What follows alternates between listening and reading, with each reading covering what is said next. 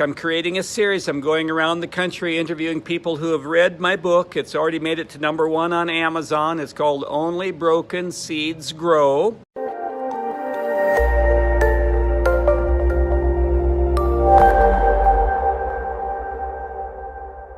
Well, hey everybody. Some of you don't know me. My name is Steve Ames. I have authored and I've also offered a few books. And I'm with a very special guest today, and I'm going to ask him a question or two in just a moment. And this is about my book. I'm creating a series. I'm going around the country interviewing people who have read my book. It's already made it to #1 on Amazon. It's called Only Broken Seeds Grow. And also have a channel in Spanish, solo semillas quebradas crecen. But we'll talk more about that at a different time. But today I have a very special guest. He's been a friend of mine. We go back quite a number of years. Met at a real estate seminar in Des Moines 12 or 14 years ago.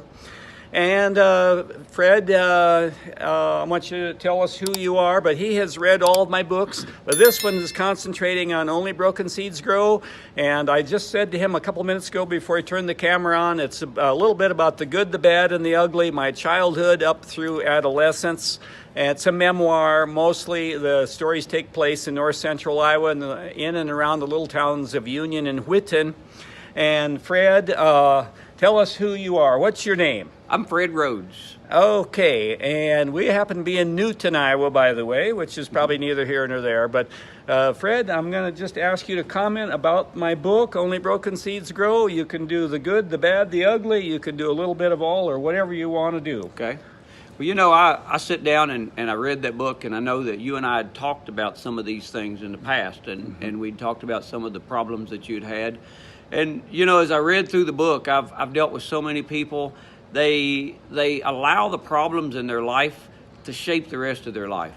And of course, this is one of the things that I find that stands out about Steve. You know, as you read the book, you look at some of the physical problems that he had with speech. You had, you know, hearing, colorblindness.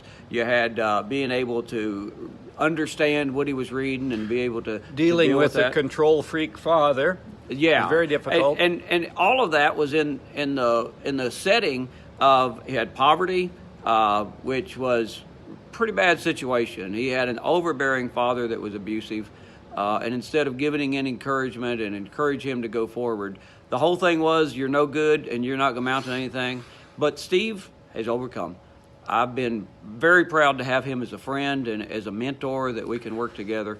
And so I appreciate him very much. And I hope that this book will help a lot of people to say, you know what, it doesn't matter where I've been. What matters is where I'm going from here. And I think that is the big message of the book. And I appreciate you, Steve, for writing that. Yep. Well, thank you very much. Thank you for your comments. Yeah, about overcoming. I was, excuse me, get a little emotional now and then. I was pretty much in the basement of life, and I didn't have any other way to go but up. And I could have I had two options. I could have just lined up for freebies and lived off the government and walked around feeling sorry for myself. Or I could have tried to do something about my life and set some goals and try to overcome. And this book is thoroughly about overcoming. It definitely is. And I appreciate your comments. Thank you very, very much.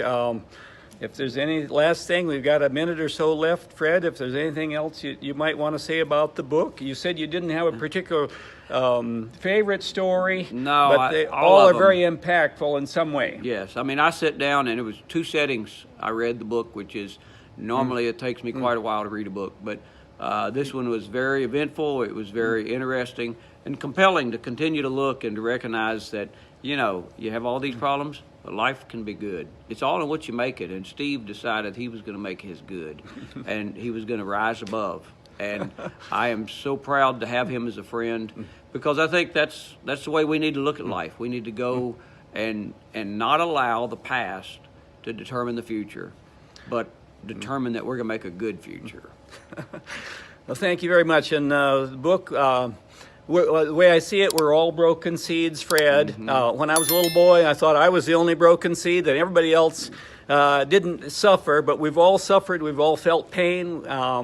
And I didn't see that till after I became a young adult. But we all are broken seeds in some way. My seed was a little more broken down than most people's. Had a lot of genetic defects and very serious problems at home. A super dysfunctional family that I came from, and the list goes on and on. You know all about that. But so I encourage you to pick the book up. I'm available on Barnes & Noble, Amazon, and most of the other outlets that are known to be. And hope you enjoy it. And Fred told me one time, you told me that you couldn't put the book down. I called you were halfway done with it. Yep. I don't know if you had reached the stopping point yet, but he told me in a phone conversation, Steve, I can't put this book down. I thoroughly enjoyed it. So thank you very much, Fred, and we'll see you again sometime soon. Okay. And I am available. This will be on my YouTube channel. And so I'll have quite a number of interviews like this and many other very, very good things for you, and all pertaining to the book, Only Broken Seeds Grow. Thank you very much. See you next time. Bye-bye.